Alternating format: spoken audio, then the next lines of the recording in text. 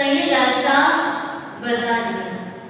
अब वो व्यक्ति चलते चलते वो दीवार के सहारे सहारे चल रहा है चलते चलते 70 किलोमीटर 80 किलोमीटर 82-83 किलोमीटर चल लिया। 84 किलोमीटर का भी मात्र एक कदम बाकी है। उसी समय उसके सिर पर एक तेज खुजली होती है। पहले थोड़ी थोड़ी खुजली हो रही थी, पर सोचा था कि दीवार को छोड़ूंगा तो मैं भटक जाऊंगा, और जैसे एक कदम बाकी था और तेज खुजली आती है, सहन नहीं होता और दोनों हाथ उसके दीवार से छूट जाते। खुजली करने के बाद वो व्यक्ति वापस उस दीवार को पकड़ता है और वो रास्ता भूल जाता है कि मैं किस रास्ते पे आगे बढ़ रहा था, और वो व्यक्ति वापस पीछे मुड़ जाता है। ऐसे व्यक्ति को देख करके अपने को दया आती है कि कैसा है, लास्ट स्टॉपेज तक मात्र एक कदम बाकी है और खुजली सिर पर आ गई और वो वापस पीछे मुड़ गया, और वो उसको लग रहा है कि मैं दीवार के सहारे सहारे चल रहा हूँ, कभी न कभी क्या होगा, मेरा लक्ष्य मेरा गांव वापस मुझे मिल जाएगा। और वो चलते चलते पुनः उसी जगह पर पहुंच जाता है जहां से वो चलना चालू किया। वही स्थिति हमारी भी है। हम चलते चलते कहां तक पहुंच गए? हम कितना चल रहे हैं? वो भाई ने 84 किलोमीटर चल लिया, हम कितना चल रहे हैं?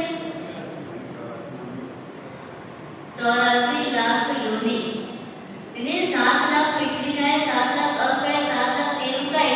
ऐसा एकेंद्री बेंद्री तेंद्री चौहेंद्री नरक में जाकर के, तिर्यंश में जाकर के, देवगति में जाकर के अब मनुष्य गति में पहुंचे। मात्र एक कदम बढ़ाने की देरी है और अपने सिर पर क्या होती है? खुजली हो जाती है। किसकी खुजली होती है? मोह की खुजली हो जाती है, और इतनी तेज खुजली होती है कि हम क्या करते हैं, और जब व्यक्ति को एक बार खुजली होती है ना, कैसा करते हैं उसको? बार क्या करो? खुजलाते रहो। जितनी बार हम खुजली करते हैं उतना ज्यादा उसको आनंद आता है, और लास्ट में क्या होता है? बार एक ही जगह पर खुजली करो तो शुरू में मजा आया, पर लास्ट में क्या हुआ? उसकी सजा भुगतनी पड़ती है।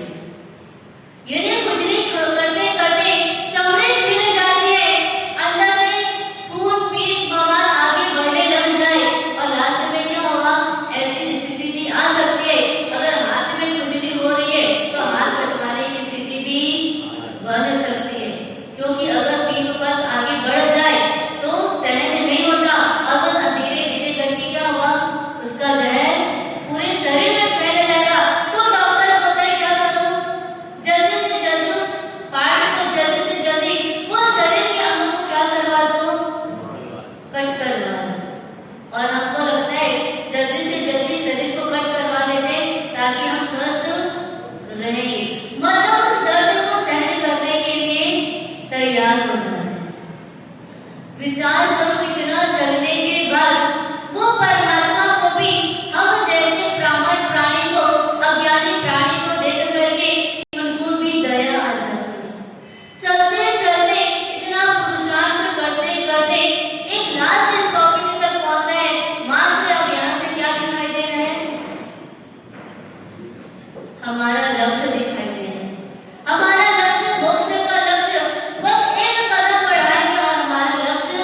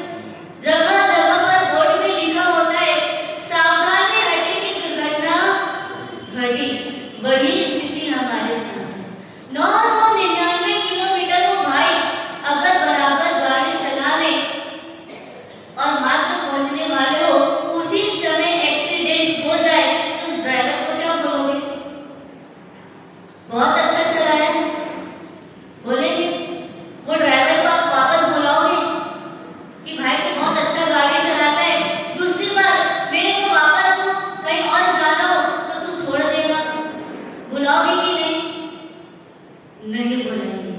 भले वो 999 किलोमीटर आपको सही सलामत पहुंचाया, पर लास्ट के जो अपने लक्ष्य पहुंचने वाले थे उसके पहले ही एक्सीडेंट हो जाए तो वो ड्राइवर भी मान्य नहीं होता है, वो ड्राइवर भी अपने को पसंद नहीं होता।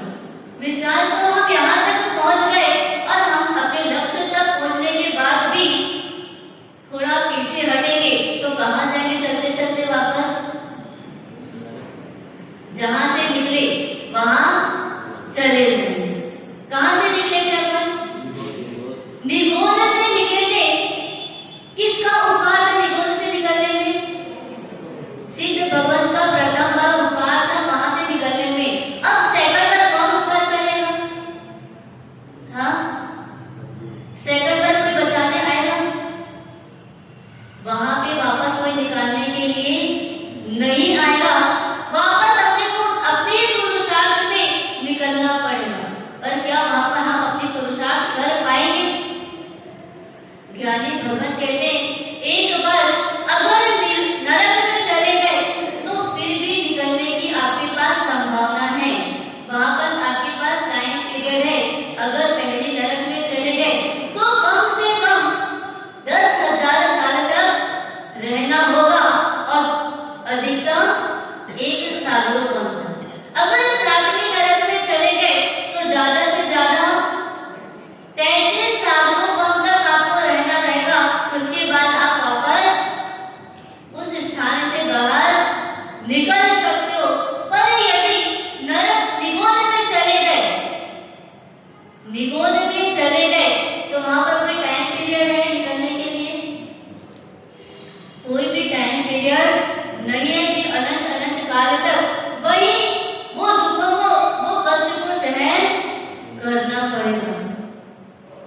इसीलिए महोपाध्याय यशो विजय जी पासा बार फरमा रहे हैं कि मनुष्य जन्म मिला अब स्थिर हो जाओ। अगर अब स्थिर नहीं हुए तो कब कौन से भाव में आप स्थिर होगे? और स्थिर नहीं होने के कारण अगले अध्याय में, किन्हीं चौथे अध्याय में फरमाते हैं अहम ममेति मंत्रोयम मोहसजग दानवी मेरी ने पूर्व प्रति मंत्रो भी मोहजित। अहम ममेति मंत्रोयम, अहम ममेति मंत्रोयम यानी क्या? अहम और मम ये दो क्या करते हैं? मोह से जब दानवी, ये मोह का ये मंत्र है और ये जगत में अंधा करने वाला है। जगत को क्या करने वाला है? अंधा करने वाला है। कौन? अहम और मम। अहम यानी क्या? मैं। मम यानी मेरा। मैं और मेरा ये दो के घेरे में अगर व्यक्ति फंस जाता है तो बाहर नहीं निकल पाता। इंग्लिश में इसको क्या बोलते हैं? मैं को आई और मम को माई। आई और माई ये क्या है? दुनिया की दुर्गति में गिराने वाला सबसे बड़ा खाई है। अगर इस खाई में गिर जाएंगे तो वो मोक्ष की जो मलाई है उस मलाई का टेस्ट हम नहीं कर पाते। सोचो इतना सुंदर भाव मिलने के बाद, इतना अच्छा भाव मिलने के बाद अगर कोई व्यक्ति मोक्ष का मलाई खाए बिना वापस दुर्गति में चले जाए तो क्या स्थिति होगी इसकी? अस्थिरता लाने का 3 चालक बल है। सबसे पहला है प्रभुत्व। प्रभुत्व यानी क्या? मैं को जमाने की वृत्ति, अपने आप का वर्चस्व जमाना कि मैं ही सर्वज्ञ हूं, मैं ही सब कुछ हूं। हम पल पल में मैं शब्द कितनी बार यूज करते हैं? आप लोग करते हो कि नहीं करते? एक बार आज के दिन काउंट करके देखना कि मैं दिन भर में कितनी बार मैं शब्द बोला हूं। क्या हूं करके आपके लिए? दिन भर में मैं कितनी बार मैं शब्द यूज करता हूं। जितनी बार हम मैं शब्द यूज करते हैं यानी हम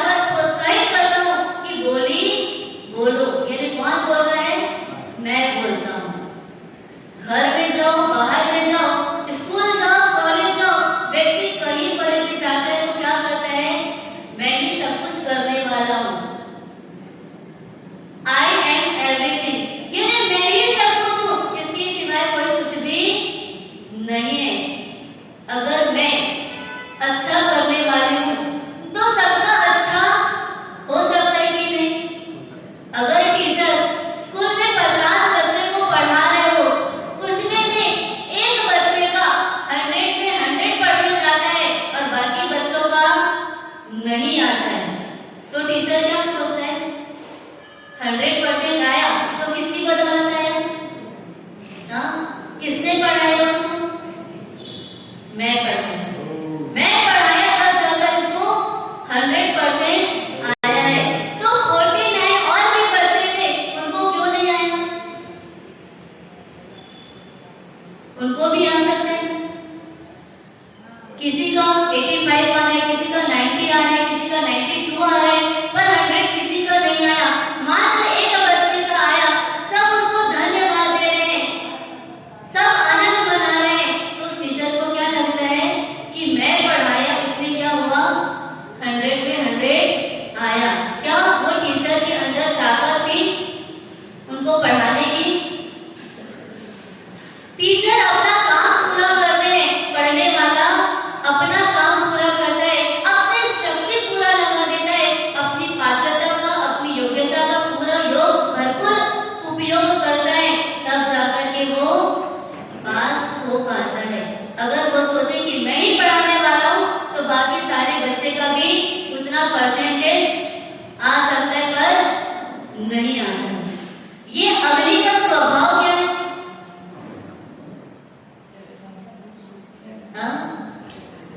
आग क्या काम करता है? गरम करता है। वो पानी को गरम किससे होता है? आग के सहारे पानी गरम होता है।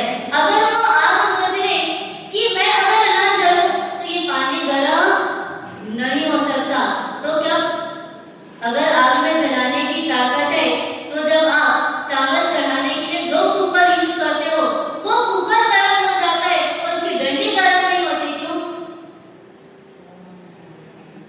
हाँ?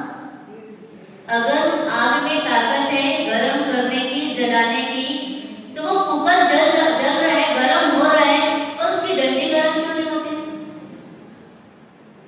क्योंकि उस डंडी के अंदर वो पात्रता नहीं है, उसका स्वभाव गरम होने का नहीं है, इसलिए वो गरम नहीं हो रहा है। बाकी कुकर का गरम होने का स्वभाव है, इसीलिए वो गरम हो जाता है। कुम्हार अगर सोचे मैं घड़ा बनाता हूँ, अगर उसकी ताकत घड़ा बनाने की है, तो उसके सामने एक रेत का ढेर रख दो और बोलो भाई इस रेत से तुम क्या बनाओ? घड़ा बना करके दे दो, तो कुम्हार बना करके देगा क्या? हाँ? पर घड़ा बनाने वाला तो वही है। वो सोचता है कि घड़ा बनाने वाला मैं हूँ, मैं हूँ तो घड़ा बन रहा है। अगर मैं इस दुनिया में ना हूँ तो घड़ा बनेगा ही नहीं। किसी को ठंडा ठंडा पानी पीने के लिए घड़ा मिलेगा नहीं। तो वो कुम्हार की अगर ताकत है घड़ा बनाने की, तो अगर उसके सामने रेत रख दिया जाए, उसके सामने अगर कुछ अन्य पदार्थ रख दिया जाए मिट्टी के सिवाय, तो क्या वो घड़ा बना सकता है? नहीं बनेगा, क्योंकि उसके अंदर वो रेत के अंदर वो पात्रता नहीं है, वो योग्यता नहीं है घड़ा बनने की, इसलिए कुम्हार भी घड़ा नहीं बना सकता है। वो मिट्टी के अंदर वो पात्रता थी, वो योग्यता थी, इसलिए वो क्या बना?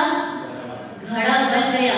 इसलिए हम दिन में जितने भी कार्य करते हैं सुबह से शाम, और क्या बोलते हैं? ये सब्जी किसने बनाई? मिठाई किसने बनाई? मिठाई बहुत टेस्टी बनी तो किसने बनाई? मैंने बनाई। हकीकत में आपने बनाई क्या? अगर वो दाल, आटा, शक्कर, दूध, अगर ये सब आइटम ना हो, तो क्या आप बना सकते हो? हम नहीं बना सकते। यानी उस वस्तुओं में वो मिठाई बनने की पात्रता है, योग्यता है, तो वो मिठाई बन सकता है। अगर हम चाहें कि हम मिठाई बनाने वाले हम हैं, तो अन्य पदार्थों से बना सकते हैं क्या? वो मिट्टी से आप मिठाई बना सकते हो? नहीं बना सकते। मतलब उस वस्तु में पात्रता, योग्यता होती है, तो उसमें वो कार्य सिद्ध होता है। अगर वो पात्रता, योग्यता न हो, तो वो कार्य सिद्ध नहीं होता है। इसलिए जब हम दिन भर में जब मैं शब्द यूज करते हैं, तो तुरंत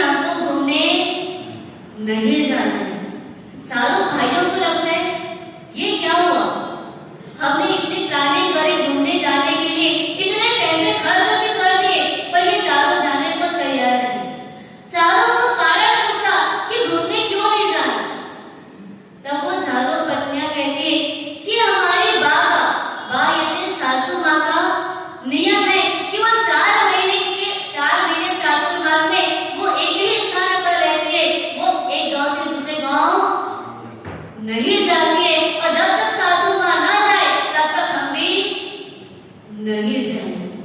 सोचो कितनी वो बहुओं में वो एकता रही होगी, कितना वो सासू माँ ने वात्सल्य दिया होगा, कितना प्रेम दिया होगा कि बहुओं ने कहा कि जब तक सासू माँ नहीं जाएगी हम घूमने के लिए नहीं जाएंगे। अगर चाहते, अगर प्रभुत्व जमाते, अगर बहुएं भी सोचती कि हम भी घर की मालकिन हैं, तो क्या कर सकते थे वो? एक को छोड़ करके तीन घूम करके भी आ सकते थे, पर चारों की चारों बहुओं ने मना कर दिया कि हमको हमारा प्रभुत्व जमाना नहीं है। जब तक सासू माँ घर पे है, जब तक सासू माँ का श्वास चल रहा है, तब तक हम सासू माँ को छोड़ करके बाहर नहीं जाएंगे। वो सासू माँ कितना प्रेम और वात्सल्य डाल दी होगी कि बहुओं के अंदर ये लगा कि हम सासू माँ को छोड़ करके नहीं जाएंगे। सेकंड नंबर पर प्रभुत्व के बाद आता है ममत्व। ममत्व क्या करता है? मैं और मेरे के घेरे में डाल देता है। यानी मैं हूं तो सब काम हो रहा है, अगर मैं इस दुनिया में न रहूं तो कुछ भी काम होने वाला नहीं है। अगर 4-4 महीना प्रवचन सुना, प्रवचन सुनने के बाद में गुरु भगवंत ने पूछा, अब तक तो मुझे संसार की असारता समझ में आ गई होगी, अब तो संसार क्या होगा? छूट ही जाएगा। पर छूटेगा क्या संसार? हाँ, 4-4 महीने के सुनने के बाद वो संसार की असारता समझ में नहीं आती है। भाई को लगता है कि माशा मेरे परिवार वाले मेरे बिना नहीं रह सकते। अभी अभी चातुर्मास के जस्ट पहले मेरी शादी हुई है, मेरी पत्नी है, वो तो मेरे बिना बिल्कुल भी रह नहीं सकती। मेरे माता पिता का मुझ पर बहुत प्रेम है, वो भी मेरे बिना नहीं रह सकते। तब गुरु भगवत ने कहा, चलो एक बार परीक्षा करके देखते हैं कि आपके परिवार वाले आपके बिना रह सकते हैं कि नहीं रह सकते। वो भाई को गुरु भगवत ने एक प्राणायाम सिखाया। वो प्राणायाम था 3 से 4 घंटे अपने सांसों को रोक करके रखना। गुरु भगवत ने बोला, पहले घर पे जाना और पत्नी को बोलना कि तुमको जो चीज पसंद हो वो बनाने के लिए कह देना। और वो आइटम जब आपकी पत्नी बना करके रखे, उसके बाद 4 घंटे के लिए अपने श्वासों को रोक करके रखना। यानी प्राणायाम आपको करना है। जैसे ही पत्नी मन पसंद चीज बना करके बाहर आती है, अपने पति देव को आवाज लगाती है कि वो आइटम बन चुका है, आप खाना खाने के लिए बैठ जाओ। जैसे ही पास में आती है, देखती है वो तो श्वास चलना बंद हो चुका। थोड़ी देर और देखते हैं पर श्वास नहीं चलती है, अंदर से भयभीत दशा होती है और तुरंत मम्मी पापा को यानी सास ससुर को बुलाते हैं। दोनों सब आकर के वो भाई के हाथ पैर स्पर्श करते हैं और सब कह देते हैं कि ये भाई तो क्या हो गया, बेटा तो चले गया, अब ये संसार में नहीं रहा। अब सब के सब परिवार के जितने भी सदस्य हैं, एक साथ सबकी आंखों में आंसू आ रहे हैं, इसके बिना हम नहीं रह सकते हैं।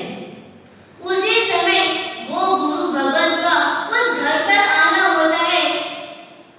जैसे ही घर वालों ने कहा कि हमारे बेटे के साथ ऐसी ऐसी घटना घट गई है, अब वो तो इस दुनिया में रहा नहीं, अगर आप ऐसा कुछ उपाय कर सकते हो, क्या वो वापस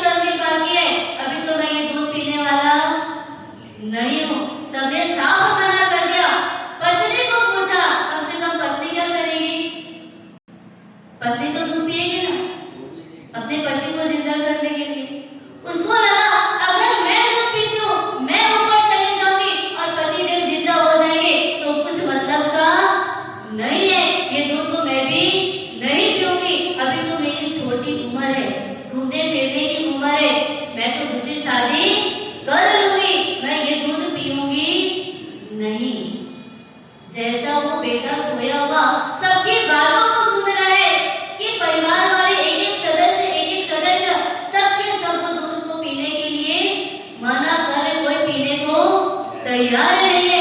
उसी समय वो सोया हुआ बेटा खड़ा होता है और गुरुदेव को कहते हैं कि अब मुझे ये संसार की वास्तविकता समझ में आ गई कि संसार में हमको लगता है इसके बिना मेरा काम नहीं चलेगा, पर कोई अपने नहीं है। सब कैसे हैं? सब स्वार्थी दुनिया है, कोई भी अपना यहाँ पर नहीं है। जिसको हम अपना समझते हैं वो समय आने पर पराया बन जाता है, वो अपना काम, अपना साथ कभी भी नहीं देता है। इतना सुनने के बाद, समझने के बाद क्या हमारे भीतर वो अप्रमत्तता आती है? क्या वो स्थिरता आती है? क्या वो मोह को खत्म करने के भाव आते हैं?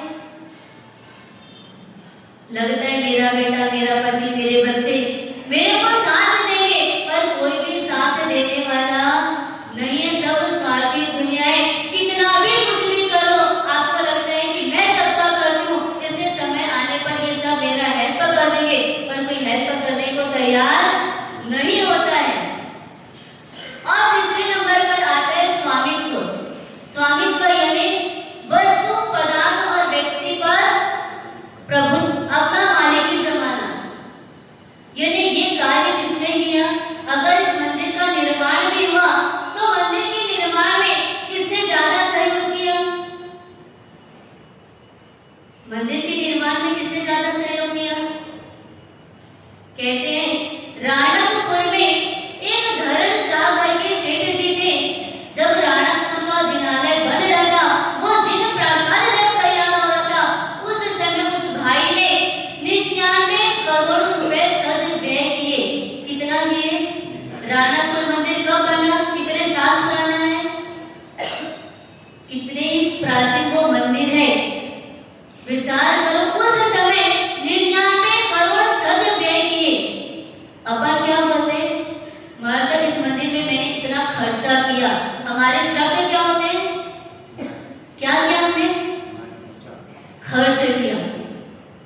जब बेटों के लिए खर्च करते हैं, परिवार के लिए खर्च करते हैं, उस समय हमको ये नहीं लगता कि हम खर्च कर रहे हैं, पर जब मंदिर में खर्च करते हैं तो क्या बोलते हैं? खर्च कर रहे हैं। मतलब हमारे शब्दों की जमावट भी सही नहीं होती है। उस समय हमको क्या बोलना चाहिए? अगर मंदिर में जिन शासन के कोई भी कार्यक्रम में अगर हम अपना पैसा लगाते हैं तो हमारे शब्द क्या निकलने चाहिए? सदव्यय किया। जैसे कि कोई भी कार्यक्रम पूरा होता है तो मन में हमारे शब्दों में क्या आता है? कार्यक्रम कैसा हुआ? हमारा कार्यक्रम निपट गया। क्या हुआ? क्या हुआ तब लोग? ये परीक्षा निपट गया। चलो इस बार का चातुर्मास निपट गया, अच्छे से महापूजा हो गया, ये काम निपट गया, ये काम निपट गया। निपट गया का मतलब क्या होता है? हाँ? निपट गया का मतलब क्या होता है? उस कार्य को टाल मटोल करके, यानी बिना मन करके वो करना था, इसने क्या किया? कर दिया।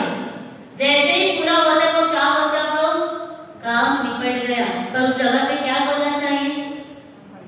हाँ? हमारा ये कार्यक्रम सानंद संपन्न हुआ। जब हम बोलते हैं सानंद संपन्न हुआ तो वो कार्यक्रम तो पूरा हो भी गया, पर उसके बाद जो उस समय आनंद मिला वो आनंद अभी भी हमको मिल रहा है। पर जैसे ही बोला कि काम निपट गया तो क्या होता है? उस समय भी आपको कार्यक्रम में आनंद नहीं आया, पर अभी भी आनंद नहीं आ रहा। विचार करो, हमारे शब्द हमारे मुख से, हमारे जीवन से कैसे कैसे शब्द निकल जाते हैं और हम बोल जाते हैं, पर हमको पता नहीं चलता कि हाँ क्या बोले। वो धरण साहब 99 करोड़ राणकपुर मंदिर में क्या किए? सदव्यय किए, पर उस समय ये नहीं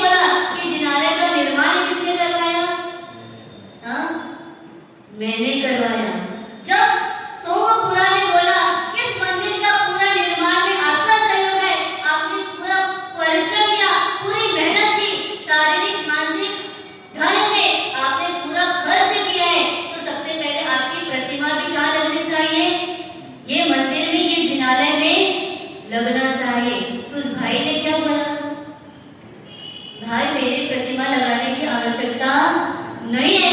अगर मुझे मेरी प्रतिमा लगानी है तो ऐसी जगह पर लगाना जिस जगह पर मैं परमात्मा के प्रतिदिन क्या कर सकूं, दर्शन कर सकूं, और ऐसी जगह पर लगाना जहां लोग आए पर मेरा दर्शन न कर पाए। मैं प्रतिमा के दर्शन कर पाऊं पर लोग मेरा दर्शन न कर पाए। ऐसे पुराने जमाने में प्राचीन व्यक्ति ऐसे होते थे जो खर्च